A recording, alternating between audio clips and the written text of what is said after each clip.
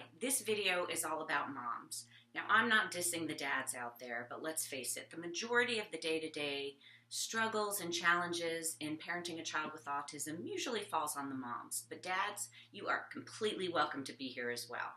I'm Dr. Andrea Labuti. I am a physician and author and mother of 3 boys. My oldest has autism, and I am here because I want to change what the world believes about autism.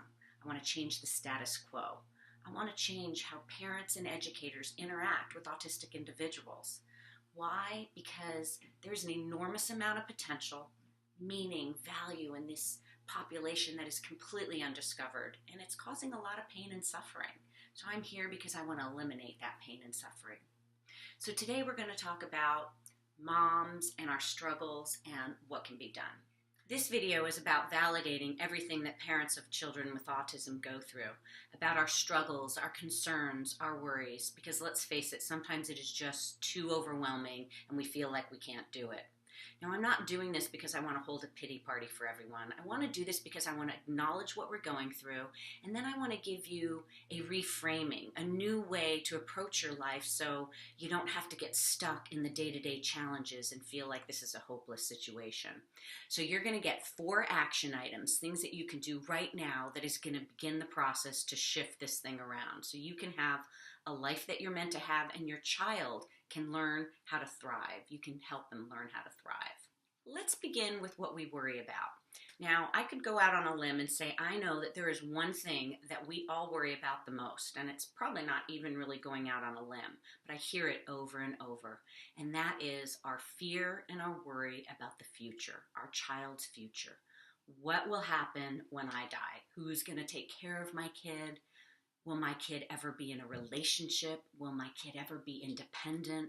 Will they get married? Will they have a career? Will they go to college? Will they be happy?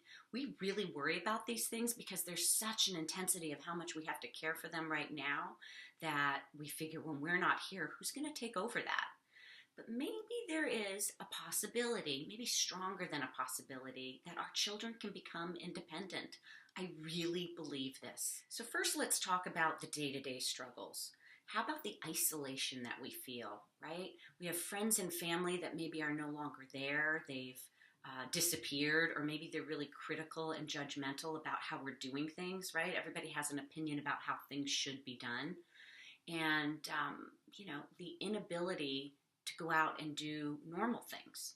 Can you go to the mall? Can you go to the movies? Can you go to a restaurant? A lot of times we are really, really challenged with our kids because it's just not possible to go out into public with them because of oversensitivity and issues. So that's a difficult thing that we deal with every day. And then there's the whole issue with the schools. How about those IEP meetings? Even in the best circumstances, it's really hard to juggle all of the issues that go with an IEP services for our kids. Now, granted, some states, some countries have better services than others, but even under the best circumstances, it's still a stressful struggle. And then there's the whole idea of the physical well-being of your child. There's an enormous amount of information out there about biomedical interventions, diet, supplement, what's going on with our kids' immune system, their neurologic system, their endocrine system, their digestive system. It is way overwhelming. And I know I've tried a gazillion diets, I've tried a gazillion supplements, different protocols, so I know how overwhelming it is. And then there's the whole notion that, we sort of have to mourn the loss of a normal life. We really don't have a normal life anymore. There's nothing normal about our life. We feel sad. Sometimes we feel hopeless. I know I certainly went through those phases. Our marriages struggle. The siblings struggle, right? They're maybe not getting enough attention. Maybe they feel helpless and powerless. Maybe they're upset because they don't have a normal brother. That happens in my family. And then there's the whole idea of like this super person, super mom mentality where we are doing so much and we are exhausted all of the time. Now, I know I'm painting a pretty dismal picture, and I'm doing it because I really want us to acknowledge that we have challenges, that this isn't easy. This is not what we signed up for. Now, I remember my own son's what I call diagnosis day or D-Day. It was February 12th, 2006, and he was barely 20 months old. I had a 6-week newborn, his younger brother, with me, and we had the county out at our house evaluating my son.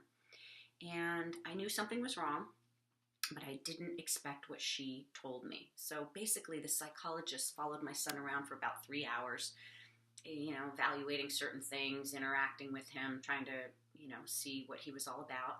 And I remember sitting on the living room floor, and I was at the coffee table, and I was thinking, all right, I was kind of, feeling good, like, okay, she's going to give me some information, we're going to have a plan, and it's all going to be great. So what she did was she handed me a piece of paper, and on this piece of paper, there were 3 categories. It was a scale. 0 to 20 meant a child had mild autism. 20 to 40 meant the child had moderate autism. And 40 plus meant the child was severely autistic. Now, I did not expect my son's number. My son's number was 50. And just being in the severe range, I can't even describe what I felt other than, punched in the gut, wanting to vomit, like just a feeling I can't really describe. There's no feeling to describe it. It's like I was expecting one thing and I got something way, way worse. And I remember the next 3 weeks of my life. Actually, I don't remember the next 3 weeks of my life. What I do remember is that I just cried. I cried and cried and cried. I would go to sleep crying. I would lay under the covers crying. I remember waking up in the middle of the night. And when you wake up from a nightmare and you're like, oh my God, thank God, that's just a nightmare. Well, I was the opposite. I would wake up and I was like, oh my God, I want to go back to sleep. I don't want to deal with this. And then one day my husband just sort of grabbed me by the shoulders and said, you have to snap out of this. You're really scaring me. And that was sort of the kick I needed to get out of my own pity party, get out of the devastation of what was happening to me, and start working, start learning. Now, I was devastated because I didn't know better. I was listening to what the so-called experts were saying, and it wasn't pretty. I was one, like many parents, who went to a pediatric developmental neurologist who looked at my son at barely 2 years old and said, just take him home and love him, expect to put him in an institution when he's a teenager. They get very aggressive and violent. Okay, so this is what we're being told. It was awful. So I have learned so much in the past 12 years as a physician with a private practice treating kids with autism and a mother to an autistic child. I've learned so much, and it's the reason that I'm here today. I am really excited and wanting to share with you everything that I learned over the past 12 years, sort of in the Reader's Digest version. I want to take away all the extra stuff and just give you a nice packaged little way to look at this process that will take a lot of the pain and suffering out. That's my intention. That's why I'm here.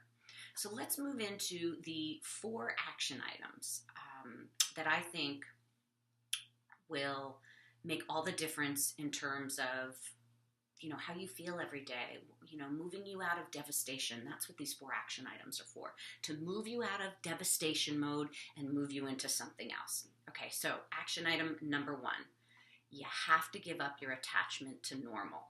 Now, that does not mean you give up. Like, people freak out when you say, oh my gosh, but I want normal. Well, let's face it. When you really think about normal, normal is overworked, overstressed, anxious, depressed. Who the heck wants normal? So what I am suggesting is we create something better than normal. That doesn't mean giving up on any of your dreams. On the contrary, it means building something way better than normal. We all need something better than normal at this point in our lives. Okay, number 2, you have to give up your complexity, your attachment to the complexity of restoring wellness in your child. And this is really important because the overwhelm of wellness and health and healing in autism specifically can be unbearable. I know. I've done every diet known to autism. I've done every supplement. I've done so many therapies and interventions. And knowing what I know now, I can simplify it for you, and I will simplify it for you in the other video that has to do with restoring wellness. So you'll find all the details there.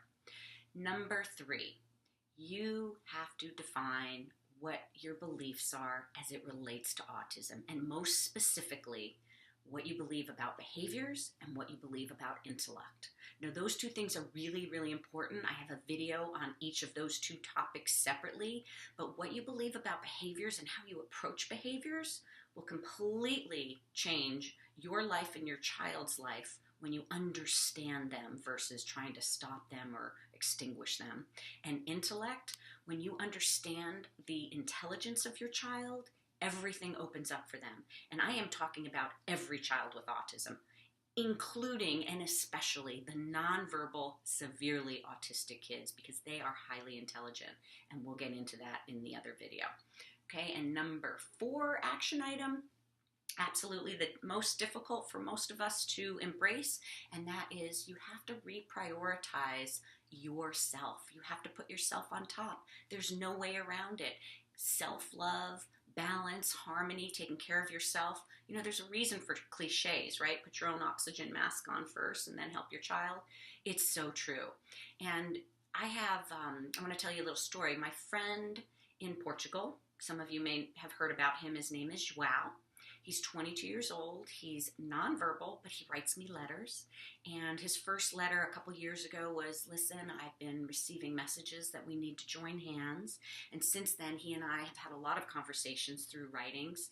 And he says, hands down, the number one thing that we can do to help our children with autism is to help ourselves first. There has to be a shift. There has to be a raising of the vibration, and it has to start in the family. It has to start with moms, because then the child will follow.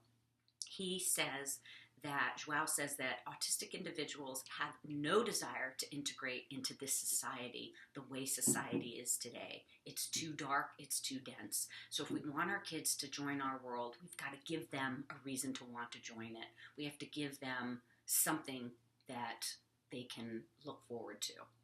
So there you go, moms. Those are your 4 action items. Listen, I have a series of videos that I hope will help you. You can also go to my website, AndreaLabuti.com. You can find lots of resources there and information and solutions there. You can also check out my book, Awakened by Autism, available on Amazon. And post some comments down below. I really want to know what you guys want more information on, how I can help. All right, so lots of good things are possible, really good things. Okay, we've got this, moms. Take care. Have a great day.